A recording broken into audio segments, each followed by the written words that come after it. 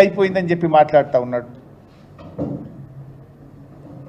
ఇవాళ రేవంత్ రెడ్డి గారు ఆయన మాట్లాడేది ఏంటంటే ఎంతసేపు మా మీద మాట్లాడే ప్రయత్నం చేస్తున్నాడు, నన్ను వ్యక్తిగతంగా నిందించే ప్రయత్నం చేస్తున్నాడు. నీ చరిత్ర ఏందో నా చరిత్ర ఏందో రాష్ట్ర ప్రజలకు తెలియదా? నేను నీలాగా మాట తప్పిటోని కాదు. ఏమన్నావు వెనకట, నువ్వు కొడంగల్లో ఓడిపోతే రాజకీయ సన్యాసం తీసుకుంటా అన్నావు. ఓడిపోలేదా నువ్వు? రాజకీయ సన్యాసం తీసుకున్నావా నువ్వు? మాట తప్పిన చరిత్ర నీకున్నది.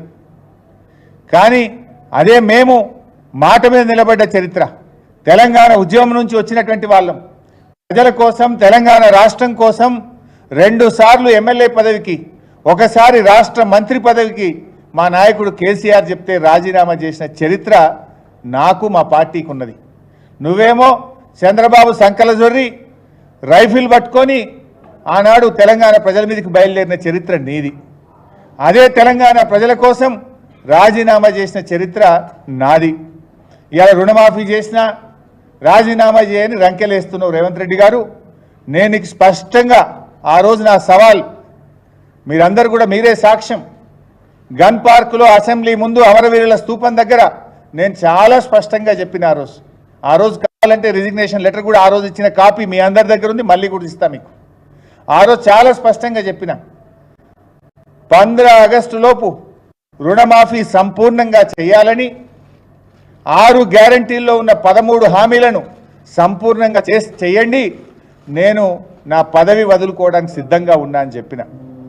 రాష్ట్ర ప్రజల కంటే రైతుల కంటే నా పదవి నాకు ముఖ్యం కాదు అని చెప్పిన. కానీ జరిగిందేంది? 6 గ్యారంటీల సంగతి పక్కన పెట్టు, రుణమాఫీని కూడా నువ్వు పూర్తిగా చేయలేదు. అడ్డంగా దొరికిపోయినావు నువ్వు.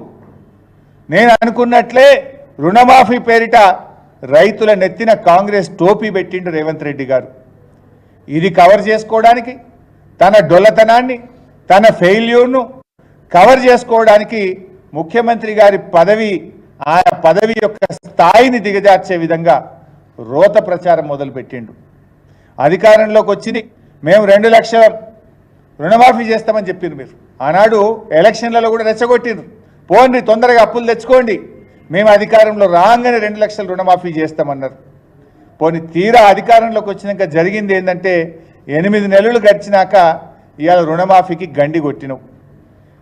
అధికారం దక్కించుకోవడానికి మోసం, దక్కిన అధికారాన్ని నిలుపుకోవడం కోసం మోసం. నీ 8 నెలల ప్రయాణం అంతా కూడా మోసాల చరిత్రనే, మొత్తం మోసాలు తప్ప ఒక్క మాట మీద నిలబడ్డ చరిత్ర లేదు.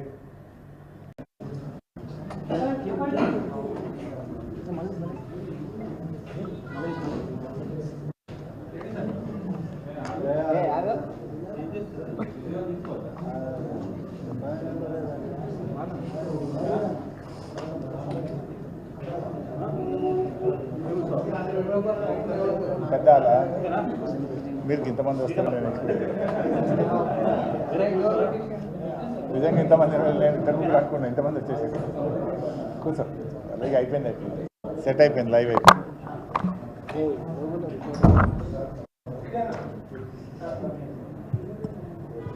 రామ్లాన్న సారీ దేశపతి అన్న స్టార్ట్ చేయొచ్చా బాబు? ఏంద్రా బాబు ఈ మైక్ సరిగా వస్తలేదు నాన్న, క్లియరే ఉందా? మిత్రులందరికీ నమస్కారం.